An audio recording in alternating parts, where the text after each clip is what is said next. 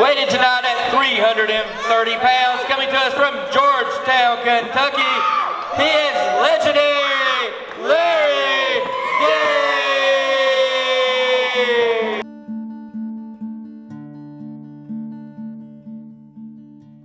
As a child, I grew up, you know, my dad was always working, and you know, he was the sole provider for our family, and many a times my dad would work from morning until dark, up to 10, 11 o'clock at night. And you know, most of the time it was us spending time with my grandparents, and my grandfather was a real big father-like figure there early, because my dad was always working and providing and doing the things that he needed to do to make sure that we had what we needed. But my dad was always very supportive, and you know, he taught me that by any means necessary, you need to take care of your family. If that means working 18 hours a day, that's what you do. Honestly, I work all the time. Daylight to dark. Daylight to dark, and I would take Larry to work with me. Honestly, I would take him to work with me, and he would actually ride in the truck with me, you know, to work, and you know, he'd actually do things.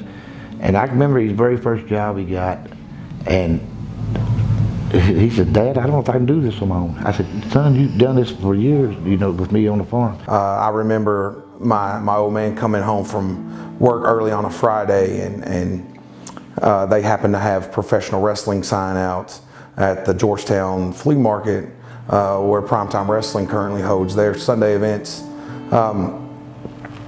It was ran by Danny Fargo and Dale Mann. It was the Mountain Wrestling Association. We took him out the first time.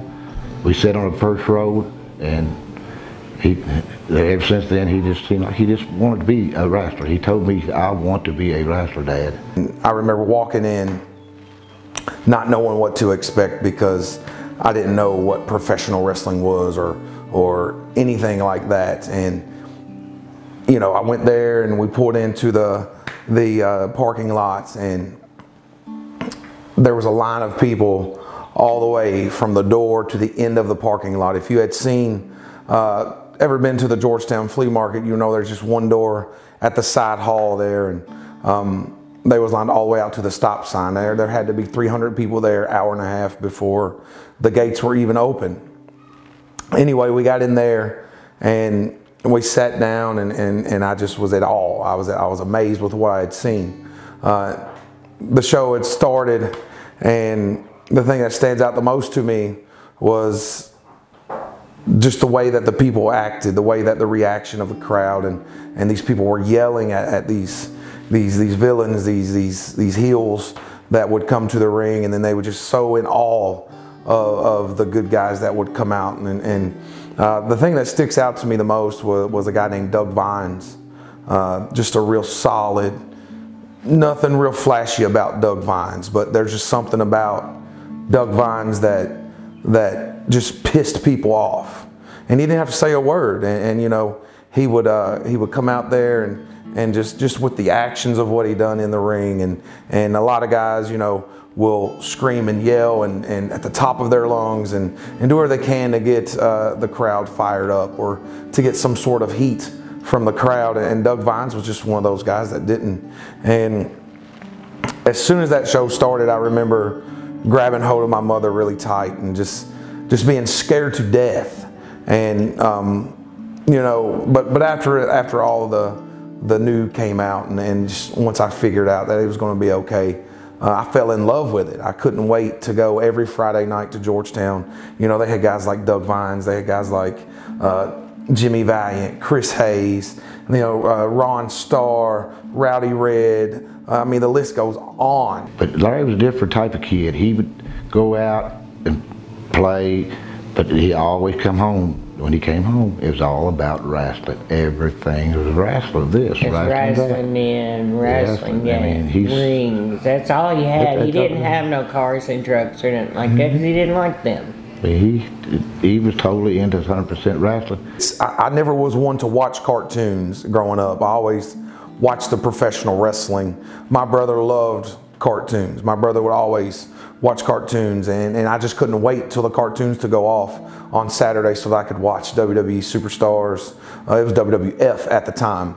And I just fell in love with it. I'd always have to wrestle, whether it be a pillow or my brother, and anything, you know, professional wrestling, I was automatically hooked. And I told my parents, my mother, she'll attest to this, one day I'm going to be a professional wrestler.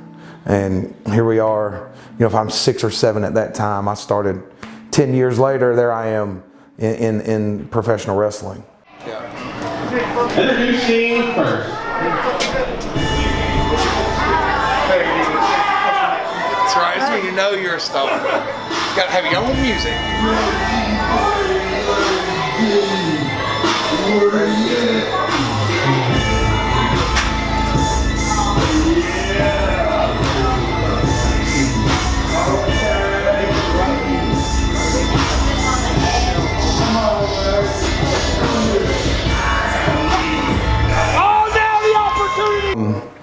You know, years had passed, and I had went to the every Friday events there in Georgetown, and I think there was a small break in between when they were at the Georgetown Flea Market, and then there was a small break that they had moved across the street to the Georgetown Convention Center. And knowing now, that was at the time there was a shift in ownership of the MWA that went from Danny Fargo and Dale Mann to Chris Hayes, and I was gone. You know, I'd started playing football and just, you know, just active in school sports, and I was probably 15 years old, and you know, we had Jimmy Valiant out there, and I love handsome Jimmy Valiant, one of the best guys I've ever met in the professional wrestling. And he had a wrestling school, a wrestling camp, I guess you could look it up if you wanted to. And he had ran by becoming a professional wrestler. He had seen that I was a bigger guy, and told me that I just needed to come join his camp. And I didn't really put thought into becoming a professional wrestler. I thought it was a phase. I thought that was something I wanted to do as a kid. So at that point in time, I was still active in school football, and at that point in time, I was wanting to play college football, do the football, you know, thing about life, and go to college and go on and get a degree, whatnot. But at that time, my heart really wasn't in it when I thought it was. And you know, the more that I started coming to professional wrestling out at the Georgetown Convention Center, the more I continued to fall in love with it, continue to want to see myself inside that ring. Because as a fan, yeah, you know, I enjoyed it, but I particularly enjoyed the fact of seeing myself up there with the lights underneath me. And the Georgetown Convention Center always was big to me, because they would have the lights would be out in the arena, and they have one light, like a spotlight. And I was always picture myself, you know, I need to be that guy in that spotlight. And as I talked to Jimmy Valiant, I left out that night knowing, well, there's no way I'm going to be able to go to Shawsville, Virginia to learn to be a professional wrestler. And I just, from there, I met a guy from school. We become buddies at a young age, from middle school on, and you know how kids are. And we did, I don't tell a lot of people this, but hey, it's a damn shoot. So, you know, we did backyard wrestling. You know, our kids jump and play on a trampoline, or they will, you know, fight one another, play wrestle, you know, whatever you might be. It all really started as a backyard wrestling thing. It really started. I can remember coming home, and he said, "Dad, we heard I'm on a backyard wrestle." So I actually went out and built a backyard wrestling ring on the dirt for this kid, and we actually had water hoses for ropes. And that's where Larry actually learned how to do what he's done today. I mean, it was hard. It was hard. We had it was hard knock school for everything to videotape, and we videotaped stuff. We videotaped him all the time. You know, just like you do, just like you do now. We actually videotaped him. Had his own music and everything. It was amazing. Really, it was. I mean, that was in every Sunday thing that we done. I can remember him going all the way back to high school. Both of us were kids, you know, wrestling around in the backyard. doing, you know, the things that boys do, just all the way back to high school. So I'd say like 2000, 2001, we go way back. And my uncle had talked Rowdy Red into coming to watch us. And he came over and watched us, and you know, he really gave us grief, and you know, for the things that we were doing. He knew that we were kids, and you know, but we didn't know what we were doing, and we thought that we were just impressing people. And from there, he was friends with Calvin Smith, who was known as Payne, and he was trained by Chris Hayes, and then he eventually came to start watching our Sunday afternoon events at 2 o'clock, and I thought it was cool. You know, I was like, man, we got these guys that are professional wrestlers around the area are interested in what we're doing. And from there it went to, after our events was over, you know, Calvin would come and pull us off and say, hey, you know, you guys are going to kill yourselves with how you're doing. So our training actually started there with us without us knowing it.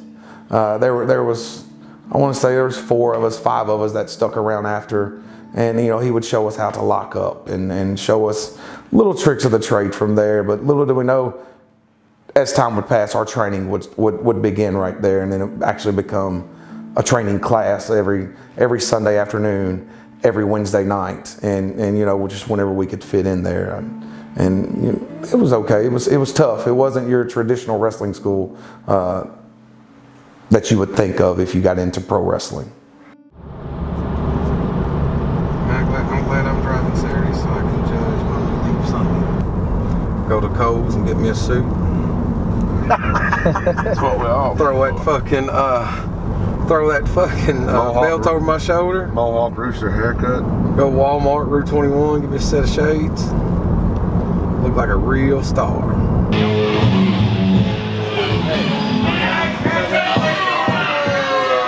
340 pounds.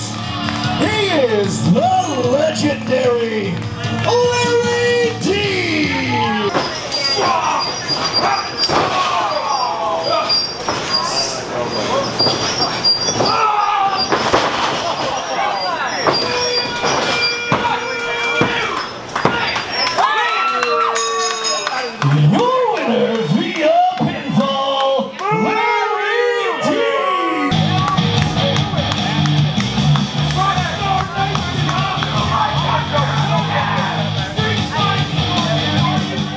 You know, there was a time in my wrestling career that I was lost, that I didn't know where I was going. I was wrestling for a promotion called the CWA with Terry Allen, who gave me a great opportunity to do what I do, but I felt like I wasn't comfortable there. I didn't like some of the things that may have happened, as far as I didn't feel comfortable. You know, I don't think that.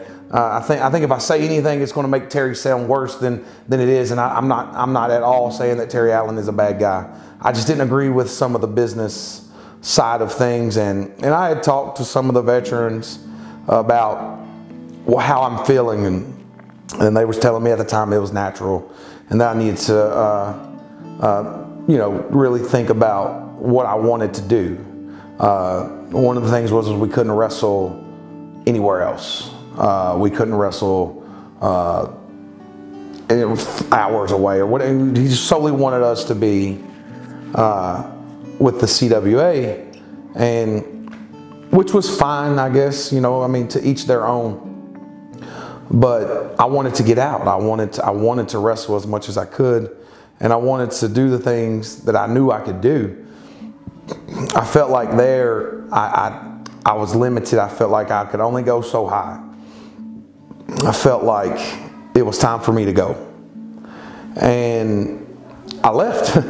I left, and I went and wrestled in Glensboro. I went and wrestled for Joe Bob, that has a wrestling promotion down at the fair in Vanceburg, or just anywhere that I could wrestle, I did. And I missed the home feeling of it's like a home promotion. And you know, I remember at a young age that I ran into Donnie Green.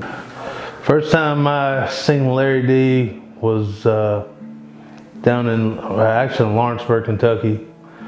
I was doing a show for Salt River Wrestling or something like that, and this kid, this heavyset kid with a bad haircut, I think he called himself the Teenage Dirtbag then.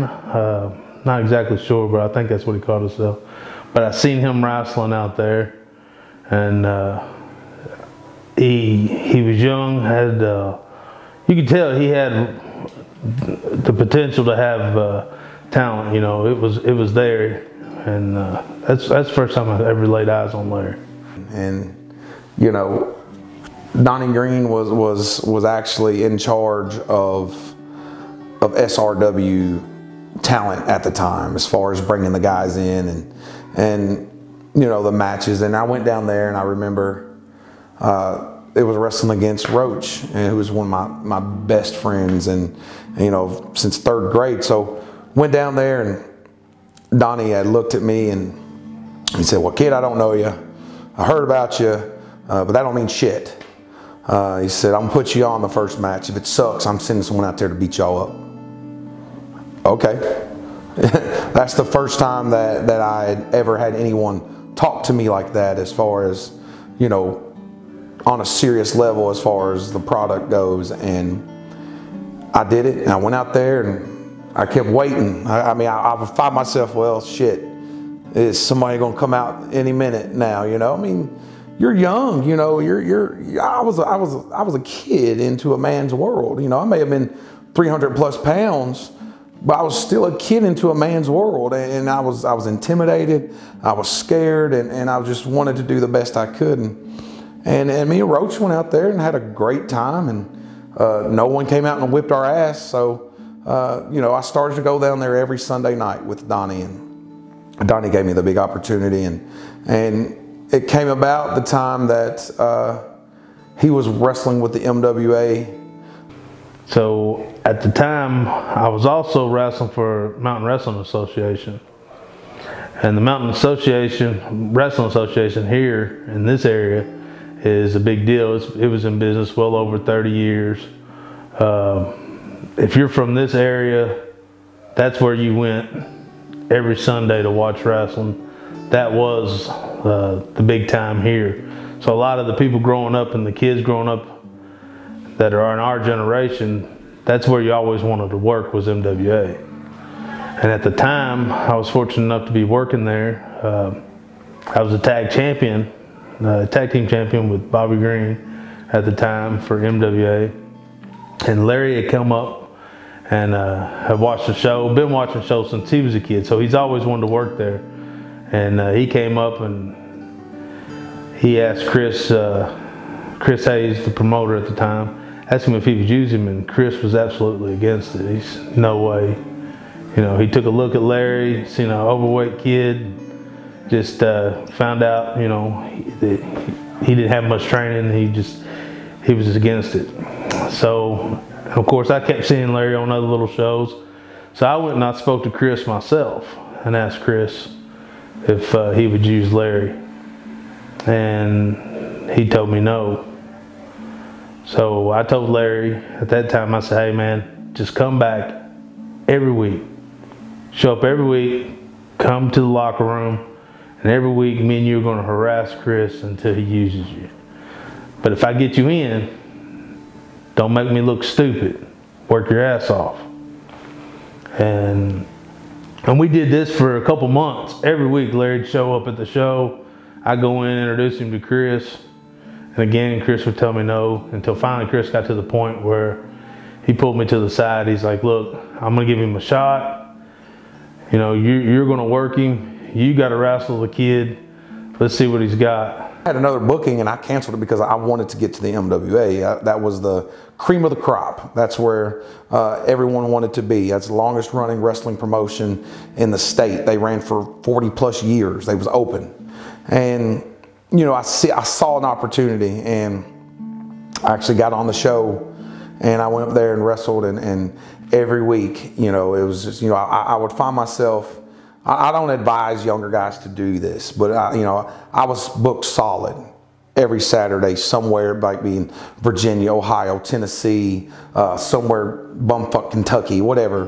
But I would always cancel to go there because that's where I wanted to be, and I thought I could hang with any of those guys. And I got up there and just seeing how it was ran, how professional it was, and just the guys really knew what they were doing. And he put me on like the second or third match, and I got there. It was okay. And I remember watching the main event, and it was like Donnie Green and Ray the Bear Steele, and they was doing these just crazy up and down waterfall, you know, hit you hit, you know, just crazy, just stuff that, and it was that point that I knew, you know what, you're not as good as you think you are. These guys are leaps and bounds beyond you, and that's what I want to do. I want to be the guy that the younger guys look out the curtain and say, I'm not as good as I think I am, but I know I can be. And I knew at that point the MWA needed to be my home.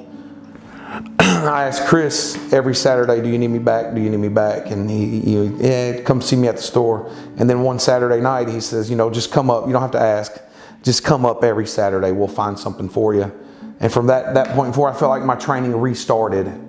He's trying to shake everybody's hand. Everybody he'd go to, he'd put his hand out and he'd be like, hey, you know, I'm Larry, teenage dirtbag, Larry D. And really nobody was like, everybody was just kind of like, hey, what's going on, you know? And so I just sit back and I watched, and really nobody would really even talk to him, you know, really kind of give him that. For whatever reason, I'm not sure if it's just because he was so big and the way he was dressed, people just didn't think he was serious or, you know, serious about wrestling, or if he was just some kid wanting to do it. And, you know, and then he'd come down and he'd sit next to me, and for whatever reason, I liked him.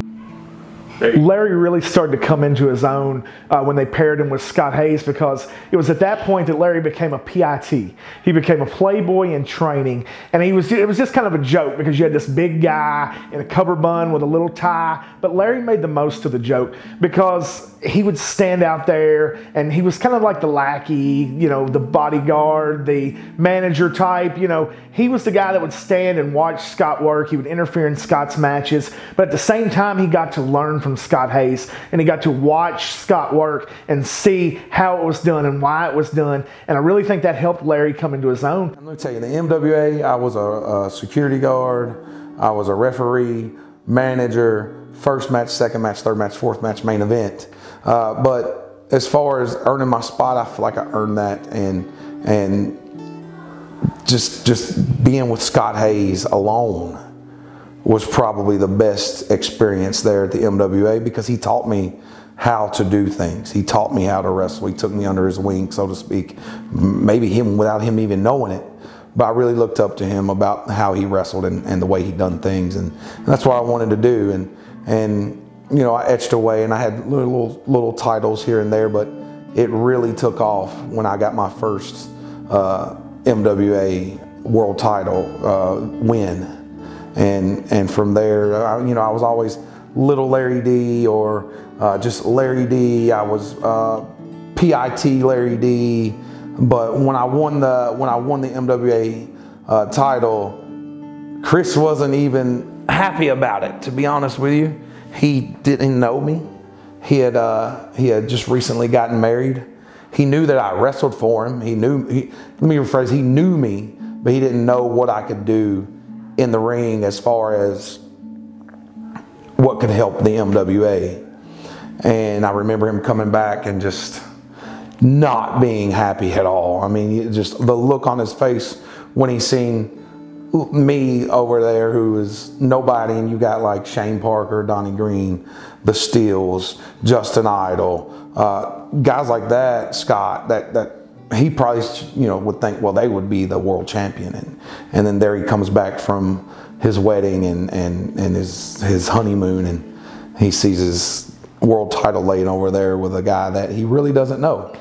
And I was like, yeah, this is not going to go well. And he watched my match that night, and then it seemed like he was just really pumped up. Oh, whoa, we'll do this, and oh my gosh, you know.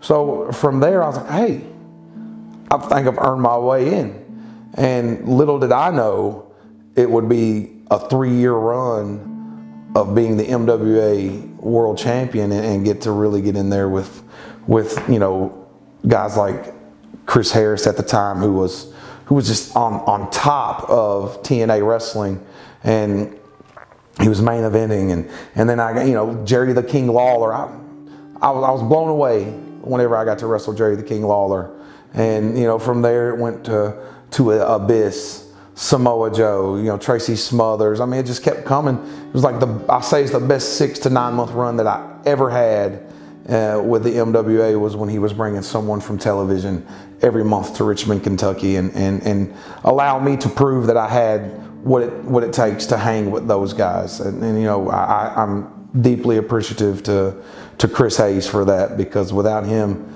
there is no legendary Larry D. Everyone asks me all the time, well, where did legendary Larry? I didn't come up with legendary Larry D. Chris Hayes came up with legendary Larry D. You know, I was just, hey, I'm Larry D. And he's like, no, you're legendary Larry D.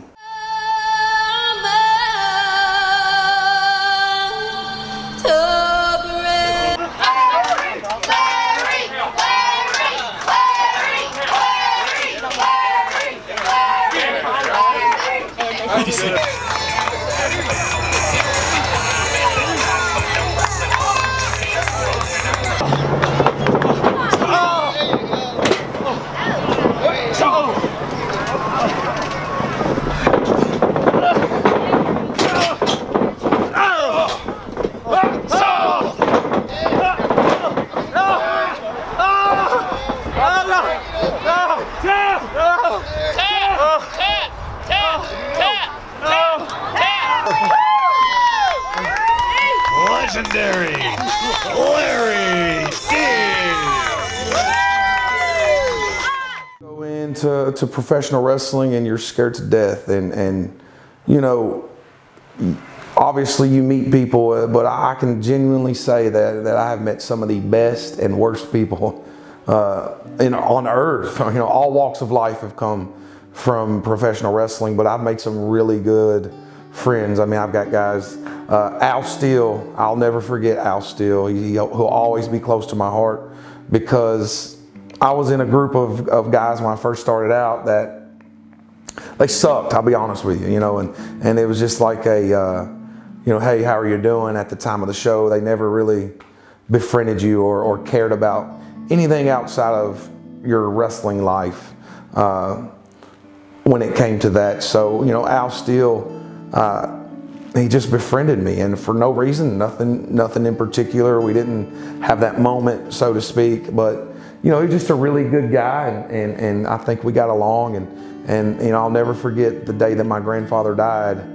He was the first guy that I called from professional wrestling, and he was right there at the hospital when I got there, and I'll always remember Al for that. I'll never forget it. I was sitting at home, and I knew his grandfather had been real sick, and he was really close to his grandfather. And you know, most of us are. You know, some people, the grandfathers are their parents. You know, in some sense. And Larry always talked about his grandfather at shows, and I remember if I was working or if I was just sitting at home, but I'd got a call, and it said Larry D, which was kind of weird, because we talked at shows and stuff, but you don't really talk to a lot of wrestlers outside of wrestling, you know. So he got a call, said Larry Jones, and I answered, and he said, he's gone. And I was like, what are you talking about, Larry? You know, he said, my grandfather's gone. And I could tell in his voice that he was devastated. And I hung up the phone, and I told him, I said, I'm on my way, you know. And I said, where are you at? You know, I said, where are you at? He said, I'm at home. I said, you know, send me your address.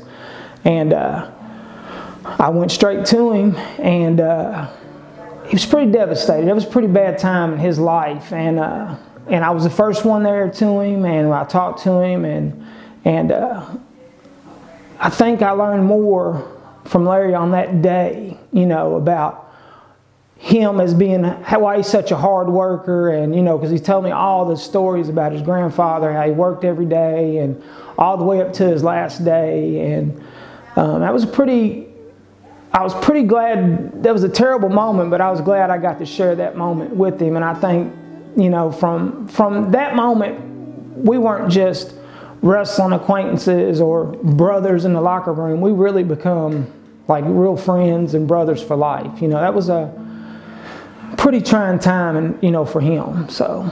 And then you meet guys who later in life another tragedy happens, and that's where I met Darrell Kelly. And you know, we were acquaintances as far as professional wrestling relationship, friendship terms go. But it took me taking in his son and actually helping Majors get where he needed to be. And you know, from there, my marriage had ended. I was going through this long, drug out divorce, back and forth, not knowing. But there was one guy that really was my rock at that point, and that was Darrell. And I'm greatly appreciative to the friendship that Darrell has given me, because without him, I'm not for sure what I would have done going through that terrible part of my life with my marriage ending and you know, the kids being here and there with their mother half the time, with me half the time. But you know, Darrell was always there to answer the phone, and Darrell was always there to make me forget. You know, we would go out and we did some crazy stuff, but you know, I'll never forget what Darrell done for me at that point in my life. Well, you know, like I said, as most people know, I was married to one woman for 30 years. I never got a divorce. So I didn't know how to tell him to handle a divorce. I did know at the time, you know, I'm 20 years older than Larry.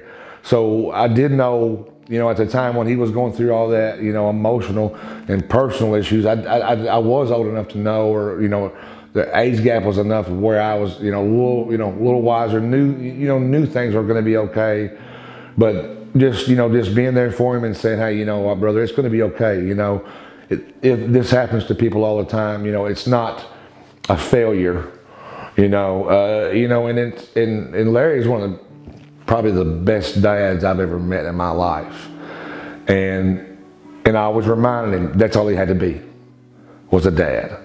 And he was never not a dad. I mean, this guy, his darkest times was still a dad, you know. And hell, me being 20 years older than him, hell, he taught me how to be a dad sometimes, you know. And man, we just got so close, and and became brothers. And I helped him out with maybe the personal side of things, of why not, why me or this. But he also helped me out with some things too, and it wasn't just one-sided. We helped each other out, and we became very close, you know. Okay, well, when my wife left, that was just a big blow to me. You think you have life figured out. You think that you got, you're married, you've got the kids, you've got, everything's going great for you, and then it smacks you in the face. The high school sweetheart that you thought you would spend the rest of your life with, and the family side of things, you think that's figured out, and then years later it doesn't work out. And I'm not here to dog or put down my ex-wife, because she's a great mother. My kids, she's given me two of the greatest kids anyone could ask for. But when that marriage was over, I was lost. I was embarrassed. I didn't tell my parents that my marriage had ended, and I remember calling Darrell and saying, my wife's left, my marriage is over. And I remember that Friday night, he came and picked me up, and me, him, and Caleb just went out. We went out and had some beers. And little did I know that night would really help me make it through. He probably didn't. I don't know. We were probably hanging out and doing the road thing probably a couple of years before he. I'm not gonna say he didn't meet Annie. He may have made it, but we were probably hanging out and doing the road thing for a couple of years before he got to know Annie. it just, you know, it kind of started out as, you know, Annie was a gruff, man. I mean, she was like, you know, don't bring that Larry D crap here. I don't care about who you are. You know, you're not nothing to me. You know, they went back and forth constantly, and because Larry wasn't gonna let her get over on him, and she wasn't gonna let him get over. So it was a constant, just aggravating thing. And they, you know, and it got to where, you know, we were hanging around closer, you know, and Annie's, you know, he come over here and we didn't hang out, you know, do whatever, and him and Annie, you know, started getting really close, and she even started coming to a few shows. I don't think that we realized what we had in Annie, and I have cold chills right now just thinking about it. And Annie was such a wonderful person. Annie was something to us that you can't replace that. You know, I miss the shit out of Annie Kelly.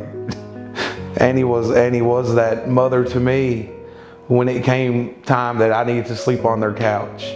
Annie was that mother to me whenever I needed to come. Some of the best times of my life were right on the back deck with Daryl and Annie, and I mean, I could just talk about anything to Annie, and you know, there's things that I could talk to Annie about that I couldn't even talk to my own mother about, and she would just give me the best advice and make me feel much better about situations that I'm confused on, and I'll never forget Annie Kelly. She always will be near and dear to my heart, and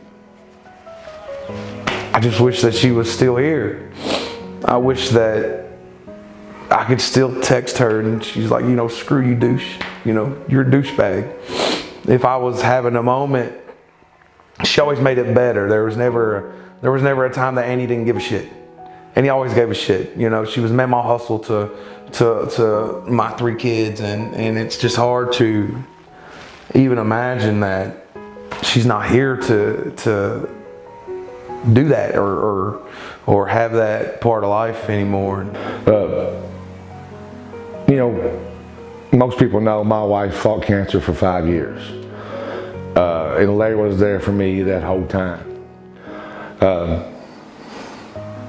You know, there's times when you like, oh my God, you know, cancer, that's final. And you get down on your, you know, you don't really get down on yourself. You just like, what the hell are we gonna do, you know? Larry was there for me the whole time, just to talk about it, you know, and lend an ear. And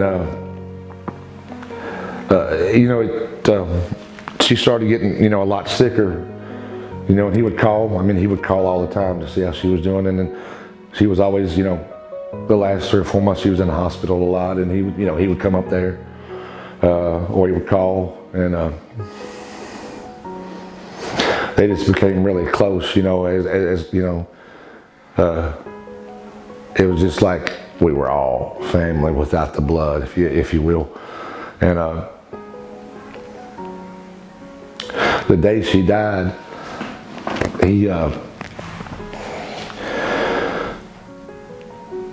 I called him and I told him, I said, you know, I think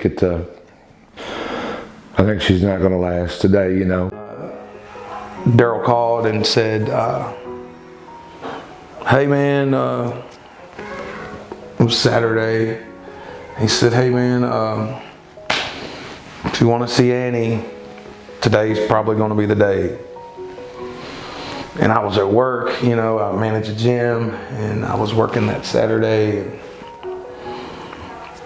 I had to get over there. And there was a wrestling show that night in Cynthiana, and he says, you know, her breath, you know, there are so many seconds in between, and so many whatever. He just, you know, I think he knew it was going to happen that day. So I left work as quick as I could, and I got over here, and she was just in the bed, and just beautiful as could be, and just Tired of fighting. Tired of fighting. And he comes in and he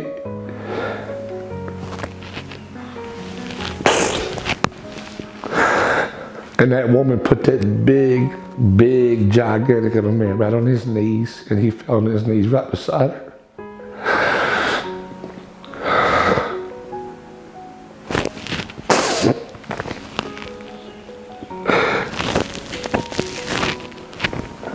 And he cried. And he rubbed her arm and he held her hand. And I told her that I loved her. I told her that what she meant to me and just how great she was and how appreciative that that I was to know her.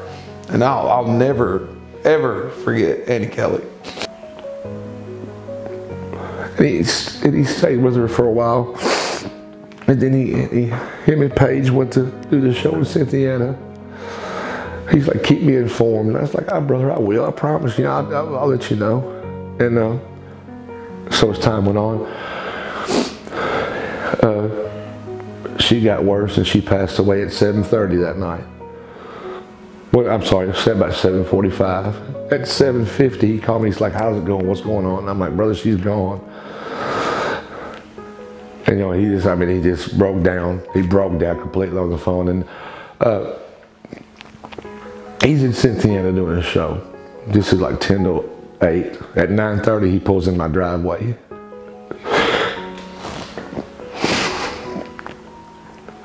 And it was about the time that the guys from the funeral home in the corner, had gotten here.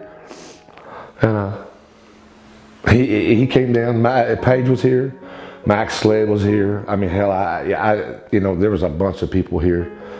And the one thing that sticks out in my mind is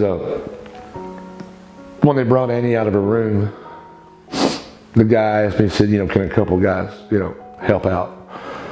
Of course, there was plenty of guys to help out, but Larry gets at her feet, grabs a gurney, and they go out my front door. And then when we got my front door, there's a couple of steps, and Larry had, like I said, he had the foot of it. And there was 2 guys at the head of it. And the one guy says, hey, don't let us turn this thing sideways. And Larry looks up at him and he says, I don't give a damn what you guys do. I'll carry it myself if I have to.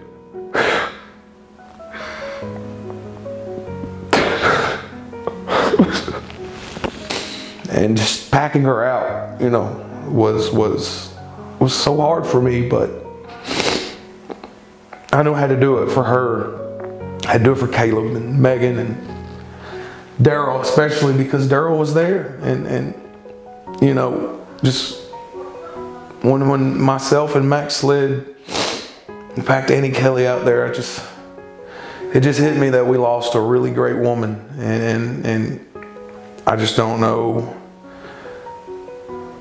if to me, Annie Kelly was that woman.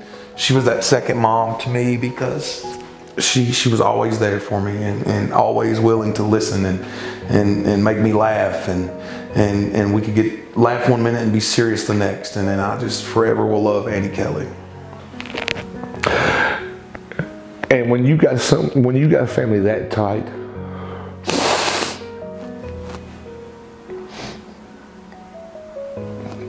it's irreplaceable, it's irreplaceable.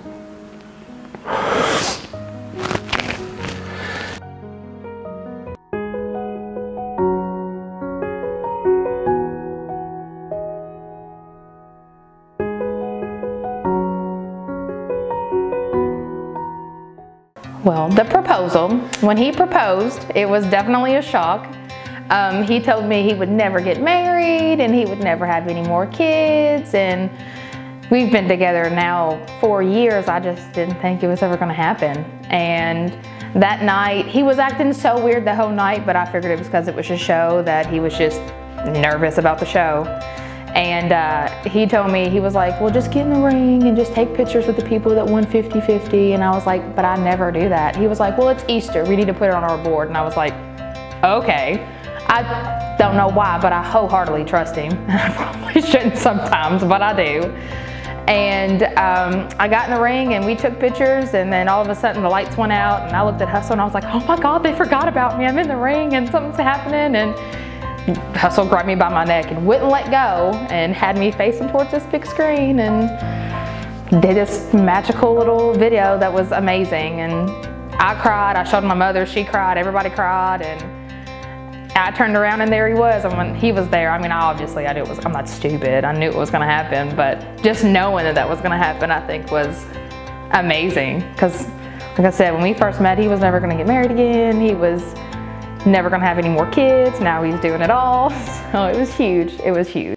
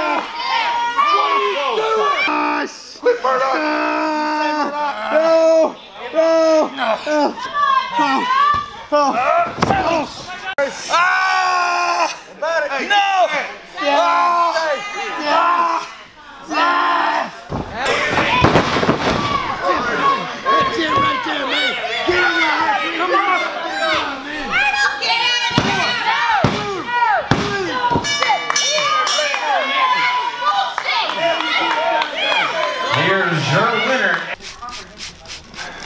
He's still a very big fan.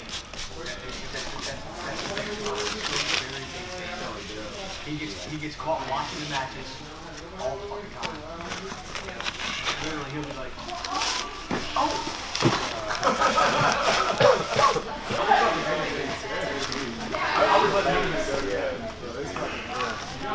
What's funny about you're not supposed to be here.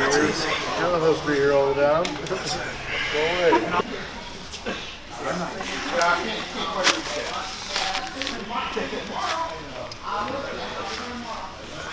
Actually, originally Larry's parents started PTW, several years ago.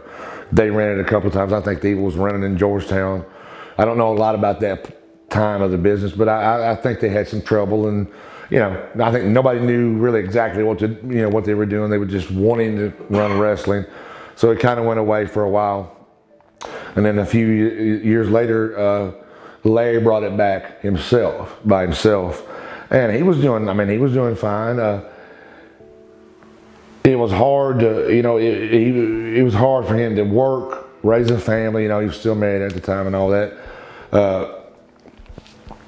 But it was hard for him to work and raise his family and do what he needed to do to kind of get it out there and promote it like it was, should have been.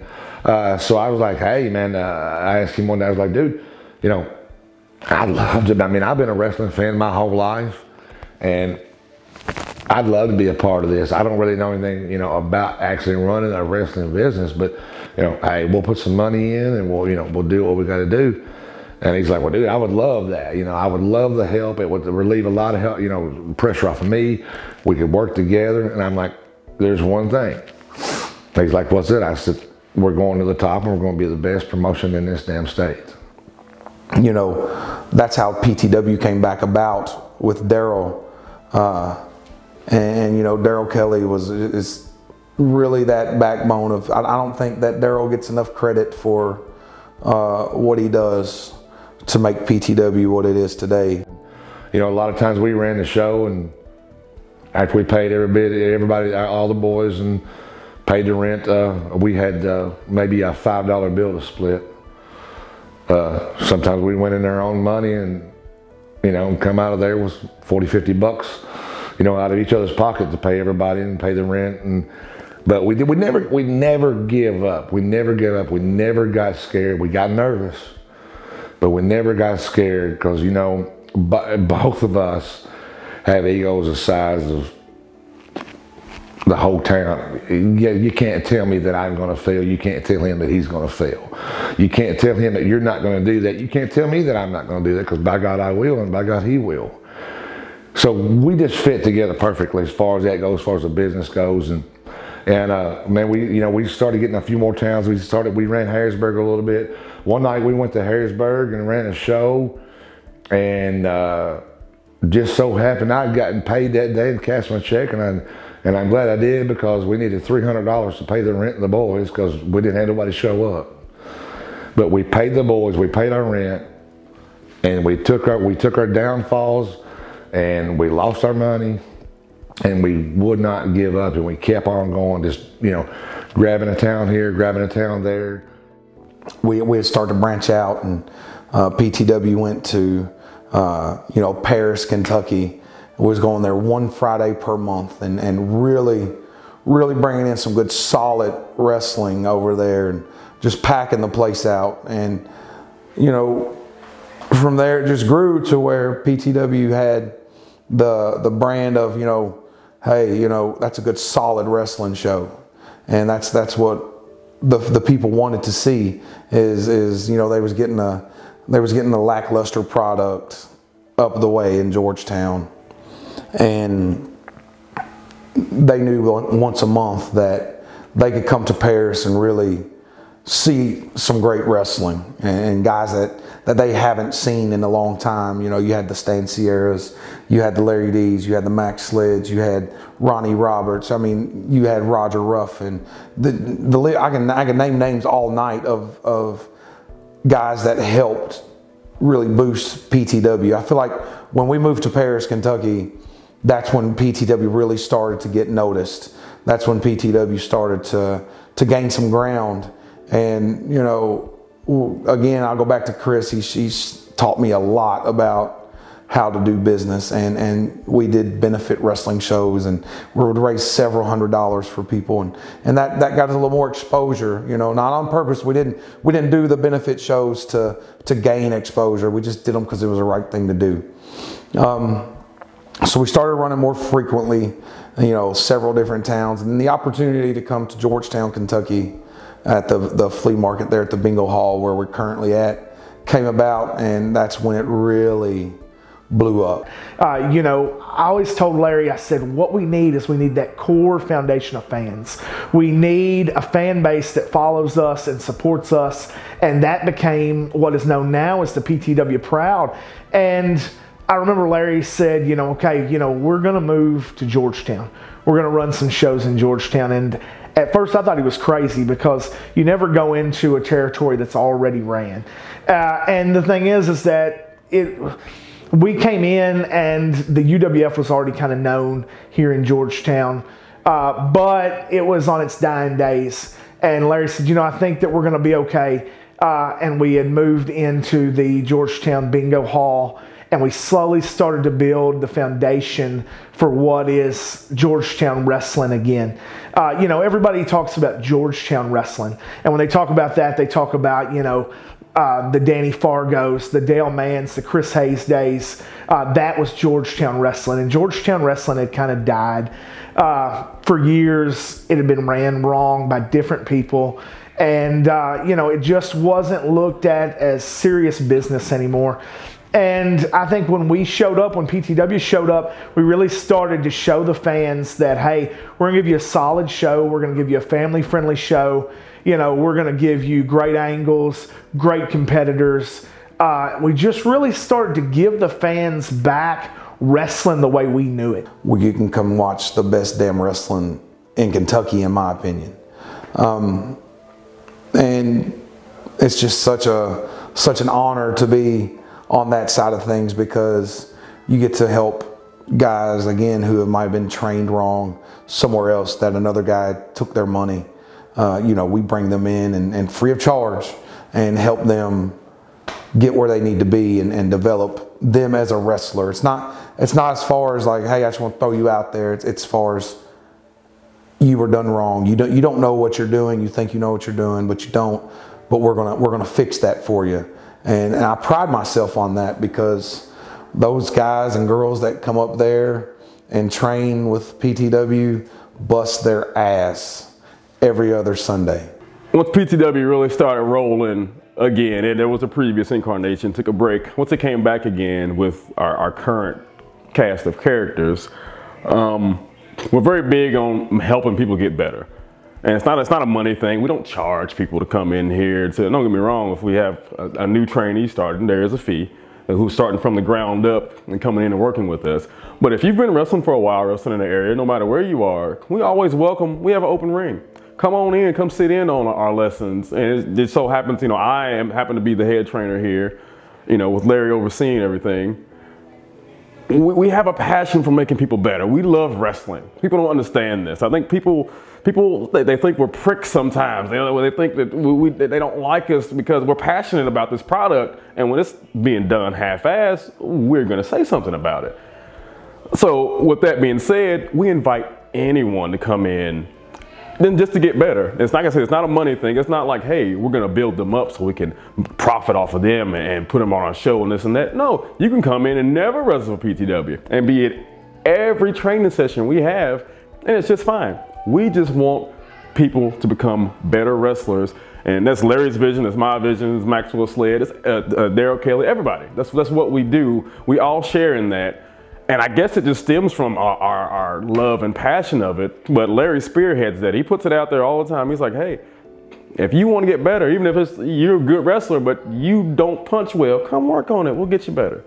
You know, you want to learn how to cut a promo, come on in and we'll get you better. Like I said, it's not a for-profit thing.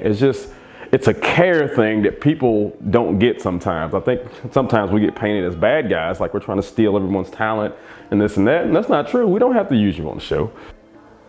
I think that, you know, the guys that come in the system, so to speak, really gained a lot of knowledge. And you know, not only do I try to help them with PTW get bookings, I try to help them everywhere else. I got several bookings, and I think that they deserve it. And I want to spread the wealth as far as booking goes, because you can't stay in one place and get better. You have to wrestle different people to get better. Larry worked with me in the ring quite a bit, but mostly he got me into that company, and he got me into a lot of other shows. His own show, MWA, just here recent. I mean, even to this day, 9 years later, I've gotten to wrestle for IWA Mid-South and Roger Ruffin NWF, and Larry put the word out for me because he knew what I could do in the ring, and he knew I could deliver a performance at these companies, and it would be on him. So I really have to thank Larry for most of the opportunities that I've had to wrestle for these companies. And that's what PTW is. PTW is really a learning tree for guys, and just a really good treat for wrestling fans at a real low price, in my opinion. You pay $8 to get in a PTW show, I think you're getting a $15 ticket, you know, coming through. So PTW really is good for wrestling in Kentucky, I feel, and I don't see it going anywhere anytime soon.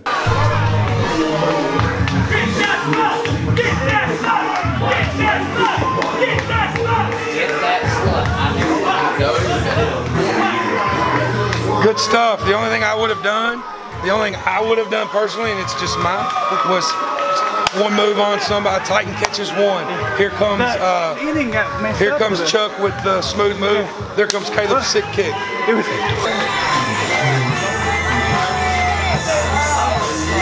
Here goes nothing.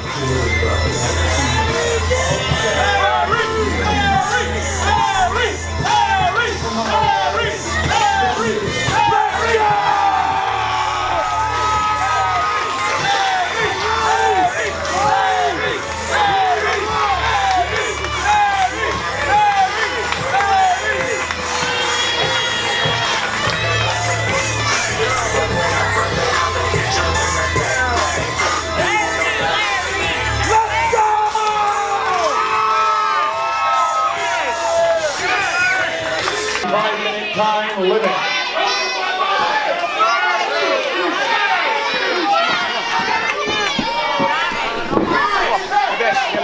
Let me check you. The time is near, Larry! Your time has come! Cheer him up! Let these people exalt you and watch the Lord bring you down! Shush!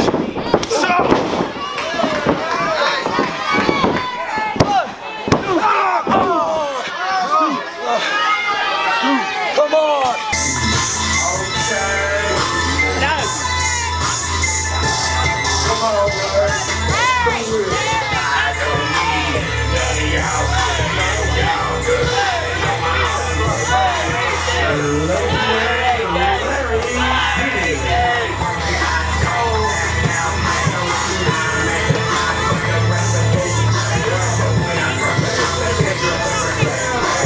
Time wrestling heavyweight title. One fall. Wait, I can do that. You can just rest for a I'll show you. Time to get high.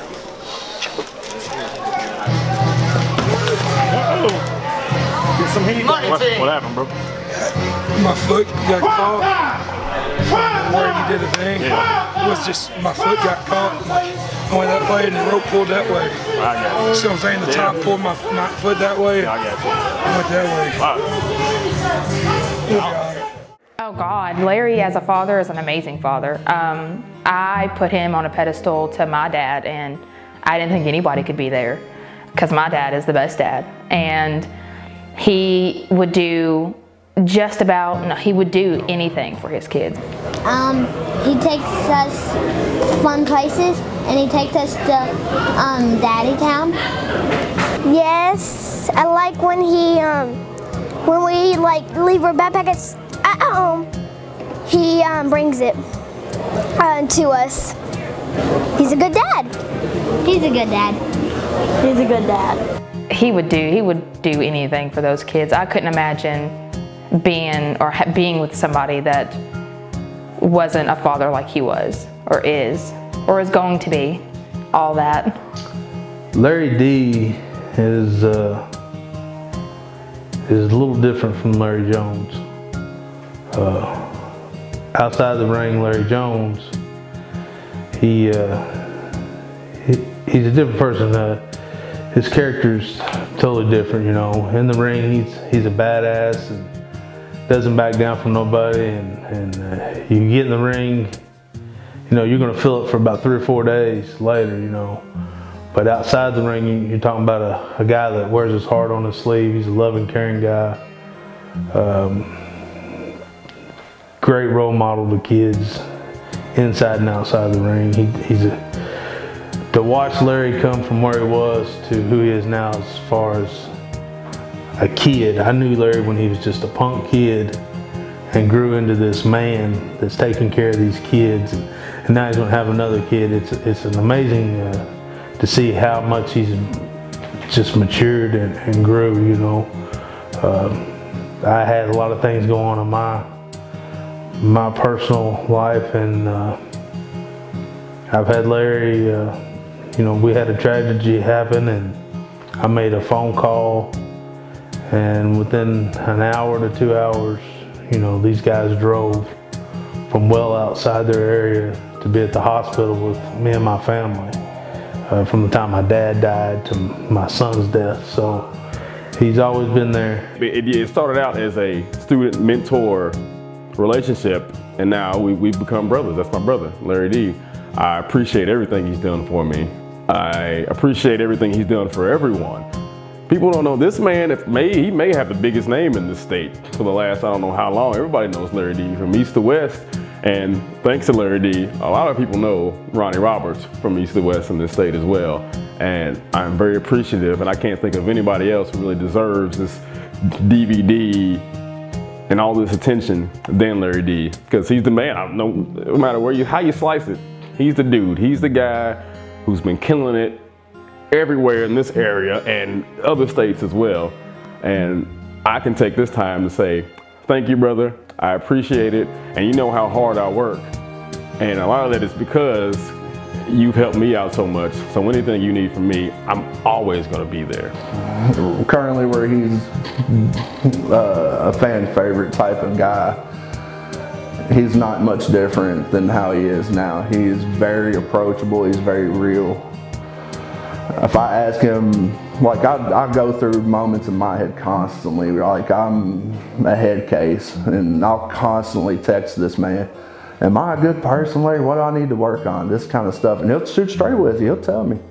And people like him that are genuine and real, 100% real and genuine, 24/7, every day of their life is very rare to find nowadays. And in my opinion, that's one of the most respectable traits about a person, is being real, whether people want to hear it or not. And he always is right there for that. He will give me maybe not what I want to hear, but it will be what I need to hear. And I mean, there's many times I've been really down, like when Ice Pick died, I fell into a pretty dark hole, and it took a while. Larry's one of the only people that could actually bring me out of it and kind of make me forget about things and enjoy life again. And eventually him and others broke through to me and brought me out of that hole and stuff. And every time that happens, because the same thing happened with my dad, Larry's always there. He was always there to pull me up out of it. And as a person, I can never say enough good things. Just a guy like Larry, man, he's the best. Everybody who's around him knows his heart and knows how he is, and I'm the same way.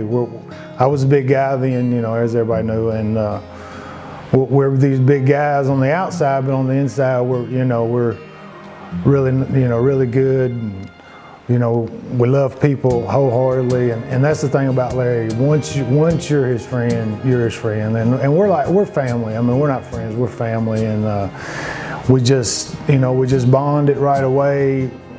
He takes care of people, I take care of people. We need each other. We're there to lean on, and you just can't ask for a better friend and a better brother. He just good dad, good person all around. And like I say, where he is today is what he is. That's what Larry is. He's been an excellent kid, and he was a hard kid when he was growing up. Don't take it out, because he took it by heart. I mean, he was solid, and he would do things that he wasn't supposed to do. He was a stubborn He was a kid. child. He was definitely a kid. And, but he grew up to be a full-grown man, and that's why I'm very proud of him as he is today. The one thing that I can say about Larry D, legendary, and this is what makes him legendary to me, not the wrestling. He's always going to be great at wrestling because he puts the time in. The thing that makes him legendary to me is the fact that from the first day that I've known him, he's never sacrificed family. He's never sacrificed moments with his kids. He's never sacrificed, I'm sure there's been times that he's missed, had to do a birthday party at the ring, or, he's, missed some times, like doing a show on Christmas and, not staying at home and doing Christmas with the kids, but he's always got his kids with him. And regardless to where he's at in wrestling or in life, he never puts anything above his kids, ever, not one single time. He's never put anything or anyone, any person, anything above his kids. And to me, that's what makes me proud. That's what makes me proud to know the man. You all call him legendary for what he does in the ring. I call him legendary because of the person I know and the person he's become.